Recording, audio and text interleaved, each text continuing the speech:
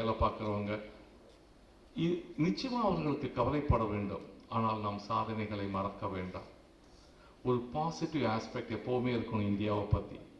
இந்தியாவை பற்றி விழித்திருக்கும் போது நம்முடைய சாதனைகளை நாம் நிச்சயமாக நினைச்சு பார்க்கணும். அதனுடைய நம்முடைய பங்களிப்பு என்ன என்பதை அதைவிட நாம் சிந்தித்து பார்க்க வேண்டும். ஒரே ஒரு விஷயம் தாங்க, எனக்கு இந்த ஸ்கூல்கிட்ட சொல்லிக்கிறேன், வேற பல ஸ்கூலும் இதில் பார்ட்டிசிபேட் பண்ணியிருக்காங்க இந்த ஃபங்க்ஷனில். நான் எனக்குன்னு ஒரு மோட்டிவ் வச்சுருக்கேன். என்னை உந்தி செல்லக்கூடிய ஒரு ஒரு வாக்கியம், this is our moment in the history of the nation and human civilization. What best can I do? நான் சொன்னது புரியுதுங்களா? இது இந்த நாட்டின் என்ன சொல், this is my moment in the history of human civil nation. இந்த நாட்டின் சரித்திரத்திலும் மனித நாகரிகத்திலும் இது என்னுடைய தருணம். பெரியவங்க மகாராஜ் சொன்னாங்க, விவேகானந்தர் பற்றி சொன்னாங்க. விவேகானந்தர் சமாதியாகி எவ்வளவு காலமாகிவிட்டது. அதற்கு பிறகு விவேகானந்தரை நாம் மேற்கோள் காட்டுகிறோம். ஏன் ஒரு விவேகானந்தரை நம்மால் உருவாக்க முடியவில்லை? அவர் 1000 வருடம், பல 1000 வருடங்களுக்கு ஒரு முறை வரக்கூடிய ஒரு ஜோதியாக கூட இருக்கலாம். நாம் அவரை மேற்கோள் காட்டியே நாம் வாழ்ந்து பழகிவிட்டோம். அதே போல் ஒவ்வொரு துறையிலும் நாம் மேற்கோள் காட்ட பழகுகிறோம். தவறே இல்லை. அது நமக்கு ஒரு செய்தியாக, ஒரு இன்ஸ்பிரேஷன் மெசேஜாக இருக்கும். ஆனால் நம்முடைய தருணம், எந்த தருணத்தில் விவேகானந்தர் வாழ்ந்தாரோ, காந்தி வாழ்ந்தார்களோ, நேரு வாழ்ந்தாரோ, இன்றைக்கு இருக்கக்கூடிய தலைவர்கள் வாழ்கிறார்களோ, எந்த துறையிலானாலும் சரி, ஒவ்வொருவருக்கும் கால அளவு உண்டு. அவள் பிறக்கிறார்கள், ஒரு சில செயல்களை செய்கிறார்கள், இறக்கிறார்கள். அடுத்த தலைமுறை வருகிறது. நான் காந்தி சொன்னார், நேரு சொன்னார், நீ என்னையா சொல்ல போற? அவங்க சொல்லிட்டாங்க, சொல்லிவிட்டு சென்று விட்டார்கள். அவரவர் வாழ்ந்த காலத்தில் எது அவர்கள் சரி என்று அவருக்கு நினைத்தார்களோ அதை அவர்கள் செய்தார்கள். நாம் அவர்களை மேற்கோள் காட்டி மட்டுமே வாழ பழகிவிட்டோம். நாம் என்று இது நம்முடைய தருணம், அவர்களுக்கு கிடைத்தது போன்ற ஒரு தருணம் எனக்கு கிடைத்திருக்கிறது, இதை நான் எவ்வாறு பயன்படுத்துவேன் என்ற ஒரு எண்ணம் நம்ம தாக்கமாக வர வேண்டும். பெரியவங்க சொல்லும்போது சொன்னாங்க, ஒரு ஐடியா, ஒரு எண்ணத்தை மனதில் விதைத்துக்கொள். அதுக்கு எவ்வாறு உரம் செய்ய வேண்டும்? அந்த எண்ணம் எதற்காக? நாம் எனக்காக நிறைய பணம் சம்பாதிச்சு அமெரிக்கா போகணும். அடுத்தது போய் இங்க இருக்கிற தாய் தகப்பனார் எல்லாரையும் அனாதை விடுதலில் விடணும். விட்டு யாரோ ஒருவர் நமக்காக பொறுப்பெடுக்க வேண்டும். நாம் என்று பொறுப்பெடுக்க போகிறோம். தம்பி பேசும்போது சொன்னாங்க, ஒரு பிளாஸ்டிக் கவர் எடுத்து குப்பை தொட்டில் போடுறது கூட ஒரு அவ்வளவு போருங்க. ஏதோ நம்ம சமுதாயத்திற்கு பொறுப்பெடுக்கிறோம் என்பதற்காக ஒரு பெரிய ஒரு 1000 படுக்கை கொண்ட ஒரு மருத்துவமனையை கட்டினால்தான் சமுதாய உணர்வு பொறுப்பு என்பது அல்ல. சின்ன சின்ன விஷயத்துல இப்போ ராமாயணத்தை எடுத்துக்கோங்க. ராமாயணத்துல ரொம்ப ஒரு பராக்கிரமமான ஒரு கேரக்டர் யாருங்க? ஹனுமான். ஒரு ராமாயணம் சினிமா, ராமர் பிறந்ததுலேருந்து பட்டாபிஷேகம் வரைக்கும் ஒரு சினிமா மாதிரி எடுத்தாலும்னா அனுமார் எப்போ வருவார்? ஓப்பனிங் சீன்ல வருவாரா? ஆல்மோஸ்ட் ஒரு கால்வாசி அரைவாசி படம் போகும்போது தான் அனுமார் கிளைமேக்ஸுக்கு தான் வர்றார். அது முடிச்ச உடனே நேரம் லங்காவுக்கு போயாச்சு. இல்லைங்களா? எத்தனை பேருக்கு ராமாயண கதை கொஞ்சம் தெரியும்? எல்லாம் பெருசா தான், சின்ன குழந்தைகளுக்கு யாரும் சொல்லியே கொடுக்கல போல் இருக்கு.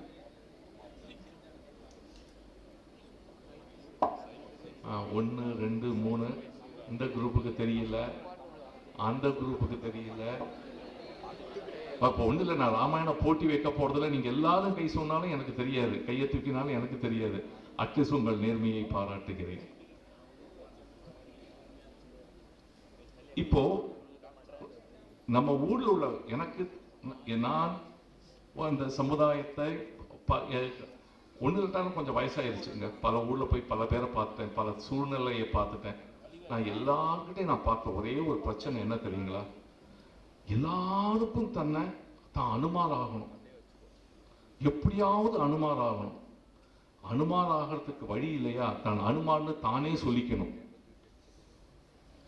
இதுதாங்க எல்லார்ட்டையுமே பிரச்சனை. அனுமாருக்கு முதல்ல என்ன வேணும்? அனுமாருக்கான தகுதி இருக்கணும். தகுதி இருந்தா அனுமார் தன்னாலே வந்துடுவார். அந்த அளவுக்கு நம்ம அனுமார் வரும்போது வரட்டும், நாம் அனுமார் ஆகும்போது ஆகலாம். ஆனால் ராமாயணத்துல ஒரே ஒரு சீன்ல ஒரு குட்டியா ஒரு வேற ஒரு பிராணி வந்துட்டு போகும். அதுக்காக மாரீச்சன்னு சொல்லாதீங்க, வேற ஒண்ணு குட்டியா ஜடாயு அது போயிடும். அணில். ராமாயணத்துல எனக்கு பிடிச்ச ரொம்ப கேரக்டர் வந்து ராமர். அவர் உத்தம புருஷர், அதனால அவர் மாலையை போட்டு போட்டோவை ஆக்கி வச்சிட்டோம். அனுமார் அது நமக்கு ஸ்பைடர் மேன் மாதிரி ஒரு சூப்பர் ஹீரோ. எனக்கு ரொம்ப பிடிச்ச ஒரு கேரக்டர் அணில். ஏன் தெரியுங்களா? அது வாங்க நீங்க வந்து சேது பாலம் கட்டுறோம், அதுக்கு நீங்க உங்களால முடிஞ்ச மணலை போடுங்கன்ட்டு யாரும் பிட்ச பாத்திரத்தை ஏந்தி வரல. அது அதோடைய வலையிலிருந்து எட்டி பார்த்தது. அதுடைய கருத்தில் ஒரு நல்ல காரியம் நடக்கிறது. அந்த நல்ல காரியத்தில் யாரும் தன்னை கோராமலேயே அர்ப்பணித்து கொண்டது. அதையும் இறை பொருள் பார்த்தார். இல்லைங்களா? இது நம்மளால எல்லாருமே ஒரு அணிலா இருக்க முடியுமே, சின்ன சின்ன விஷயத்துல நம்மளால பங்கெடுக்க முடியுமே. சோ இந்த சமுதாய உணர்வு என்பது எப்பொழுதுமே ஒரு பெரிய வேலையிலிருந்து தொடங்க வேண்டும் என்பது அல்ல. உங்க வீட்டில் உங்க தாயாருக்கோ தகப்பனாருக்கோ நீங்க உதவினாக்கா ஒரு அணிலுடைய செயலாக நினைத்துக் கொள்ளுங்கள். ஒற்றுமை அங்கிருந்து தான் ஒரு குடும்ப ஒற்றுமை வரும். அந்த இதை உங்க பக்கத்து வீட்டுக்காரங்களுக்கு ஏதோ ஒரு அவசரம், உங்களால முடிஞ்சதை நீங்க பண்ணி பாருங்க. எகைன் அணிலாக செய்யுங்கள். எப்பொழுது செய்கிறீர்கள்? போன ஜென்மத்தில் செய்யல, நாளைக்கு வரக்கூடிய காலத்துல செய்யல. இந்த தருணத்தில் நீங்கள் இந்த நாட்டின் பிரஜையாக வாழக்கூடிய இந்த தருணத்தில் உங்களால் என்ன உதவி செய்ய முடியுமோ அந்த உதவியை அந்த தருணத்தில் செய்கிறீர்கள். இந்த ரெண்டு விஷயத்தை நீங்க மனசுல வச்சுக்கோங்க. வச்சுக்கிட்டனாக்கா ஐ திங்க் இது என்னுடைய ஒரு சிந்தனை. அது நாடு நல்லா இருக்கலாம், அது ஒரு ஏக்கமும் கூட. நான் போகக்கூடிய பள்ளிக்கூடத்துல காலேஜஸ்ல எல்லாம் நான் சொல்லக்கூடிய ஒன்னே ஒன்று, எங்கேயாவது செவுத்துல எழுதி வைங்கடா, this is my moment in the history of the nation and human civilization. What best can I do? நம்ம குரூப்பா பண்ணலாம். என்ன பண்ணலாம்? This is our moment in the history of the nation and human civilization. What best can we do? இந்த நாட்டுக்காக நாம் என்னதை சிறப்பாக செய்யலாம், இந்த ஒரு தாட் இருந்தா போறோம். நீங்க எடுத்துக்கொண்ட லட்சியத்திற்காக ஏதோ ஒன்று பண்ணணும்னு நினைக்கிறீங்க, உங்க ரூம்லயோ பெட்ரூம்லயோ வீட்லயோ இது எங்கேயோ ஒரு இடத்துல அதை டெய்லி பார்த்துட்டு இருந்தீங்கன்னாக்கா அது உங்களை அறியாம அது வந்து ஒரு என்ன சொல்ல ஒரு ஆள் மனதில் போய் பதிஞ்சு உங்களை அறியாமல அதுக்கு உங்களுக்கு உங்களுடைய எண்ணத்துக்கு ஒரு ஊக்கம் கொடுக்கும். அட்லீஸ்ட் நான் அதை அப்படி நம்புறேன். வாய்ப்பு கொடுத்த அனைவருக்கும் சிறந்தாழ்த்தி வணங்கி அனைத்து இந்த பரிசு போட்டில் வென்ற அத்தனை பேருக்கு என் வாழ்த்துக்களையும் சொல்றேன். இதுல போட்டியில கலந்துகிட்டு பரிசு கிடைக்காத யாராவது இருக்காங்களா? இந்த கூட்டத்துல இந்த போட்டியில் கலந்து கொண்டு பரிசு பெறாத யாராவது இருக்கீங்களா? என்னுடைய பாராட்டுகள் அவர்களுக்கும் உரித்தாகுக. காரணம் அவர்கள் வந்ததால்தான் நீங்கள் வென்றீர்கள். நன்றி. பணியிடத்தில் அது பிழைப்பு. ஆனா இந்த இடத்துல குழந்தைகள் சொன்னதை கூட பாராட்டி சுட்டி காண்பிக்க வேண்டும்ன்றதுக்காக கூட அதை எழுதியிருக்காரு. அதுல ஒரு திருப்தி என்னன்னா, இந்த நொடி என்னுடையது, இந்த நொடியில் நான் என்ன சாதிக்க போறேன் என்னுடைய நாட்டுக்கு அப்படின்றத பத்தி அவர் ரொம்ப ஆழ்ந்த வேதனையோட பேசினார். நினைச்சிருந்தா ஒரு அலங்கார வார்த்தைகள்ல பேசி போயிருக்கலாம். இல்ல, சமுதாயத்தில் இருக்கக்கூடிய தேவையை உணர்ந்து அடுத்த தலைமுறைக்காக அப்படியே ஆழ்ந்து பேசினார். அதனுடைய வெற்றி என்ன ஐயா? இந்த தலைமுறைக்கு வாழணும். ஆனா ரொம்ப அழகான விஷயம், அதுவரை கிண்டல் கேலி பேசின குழந்தைகள் அவர் பேசும் பொழுது அவர் அவ்வளவு ஆழமா அமைதியோட பார்த்ததே அவர் சொன்னது உங்க மனசுல வந்து சேர்ந்திருக்கும் அப்படின்ற ஒரு பெரிய நம்பிக்கையை தருகிறது. அதனால உங்களுக்கே நீங்க கிளாப் தட்டிக்கலாம்.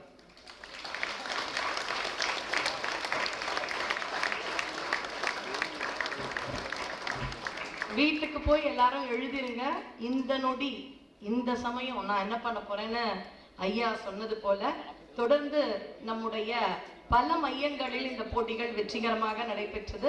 அந்த மையத்தை வழி நடத்திய நம்முடைய பல பல அன்பர்கள் இருக்கிறார்கள். அவர்களை கௌரவிக்கும் நேரம் இது. முதலில் பேராசிரியர் முனைவர் திரு அறிவழகன் ஐயா அவர்கள், அவர்களுடைய துணைவியார் பேராசிரியர் ஸ்ரீமதி இந்திரா அறிவழகன் அவர்கள், அவர்களால் வர இயலவில்லை என்பதால் அவர்களுடைய அந்த நிறுவனத்திலிருந்து அவர்களுக்காக பிரதிநிதியாக வந்து இந்த மரியாதையை ஏற்றுக்கொள்கிறார்கள்.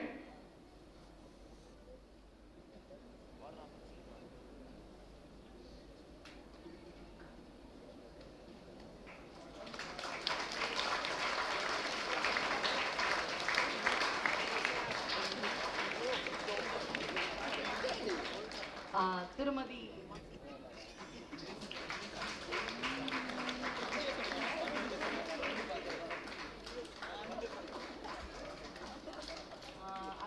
நாங்க தொடர்ந்து வாசிச்சுட்டே வந்துடுறோம். நேரம் கருதி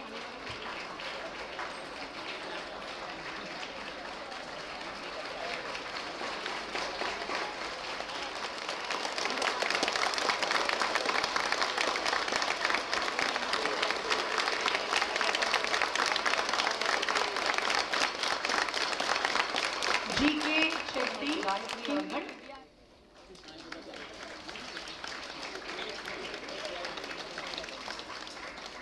மயிலை மையம் தன்னார்வலர் ஸ்ரீமதி ருக்மணி அவர்கள்,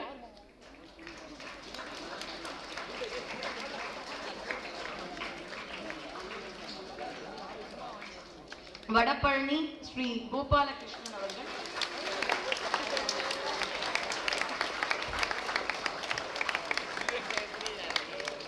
திருவாளர்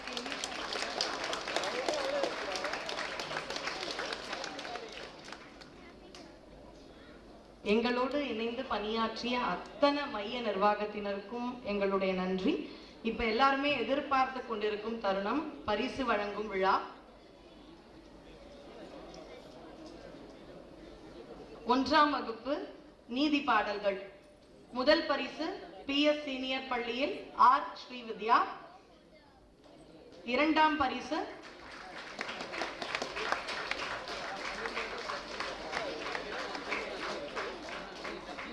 நம்முடைய தலைமை விருந்தினரும் வாழ்த்துரையாற்றிய மகாராஜ் அவர்களும் இப்பொழுது குழந்தைகளுக்கு பரிசுகளை அளிப்பார்கள். அவர்களோடு நம்முடைய மேடையை அலங்கரிக்கும் சான்றோர்களும் இந்த பரிசினை குழந்தைகளுக்கு வழங்குவார்கள்.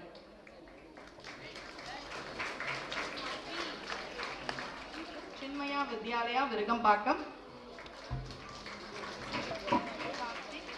JGVV higher secondary school Anna நகர்.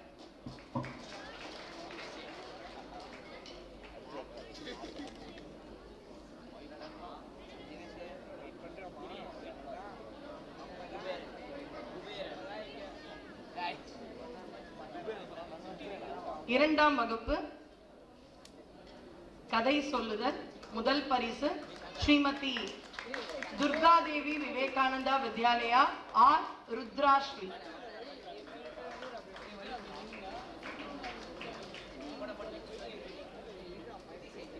தொடர்ந்து RPC Revoor Padmanabha Chetty matriculation M Thanika Sri 2ஆம் பரிசு.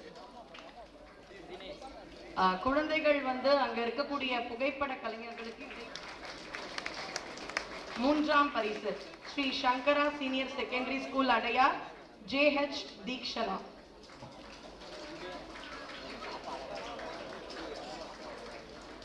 சமய பண்பாடு முதல் பரிசு ஸ்ரீமதி துர்காதேவி விவேகானந்தா வித்யாலயா V துளசி.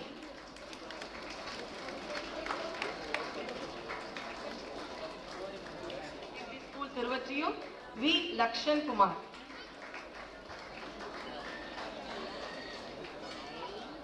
Padmanabha Chetty Metric Higher Secondary School, K. Sendilnath. மூன்றாம் வகுப்பு தமிழ் செய்யுள் முதல் பரிசு வி. லக்ஷன் குமார், ஸ்ரீ சங்கரா மெட்ரிகுலேஷன், திருவொற்றியூர். இரண்டாம் பரிசு சீதா தேவி கரோடியா, ஈஸ்ட் தாம்பரம், எஸ். சாஜன்.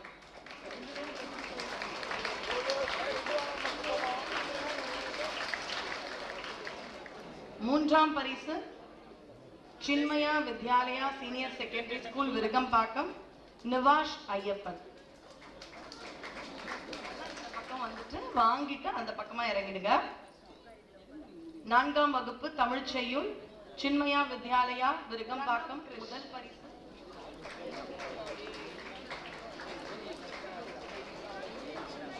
மூன்றாம் பரிசு ரேவூர் பத்மநாபா ஜி.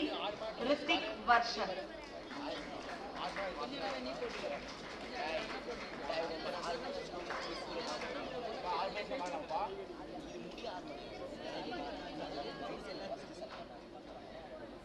தமிழ் செய்யுள் முதல் பரிசு ஆர்பிசி ரேவூர் பத்மநாபா ஆர். சாஷ்வந்த். இரண்டாம் பரிசு ஸ்ரீ சங்கரா மெட்ரிகுலேஷன், திருவொற்றியூர், விஷ்ணு வக்ஷா. ராமரத்தினம் நர்சரி, மயிலாப்பூர், மது வைஷ்ணவி.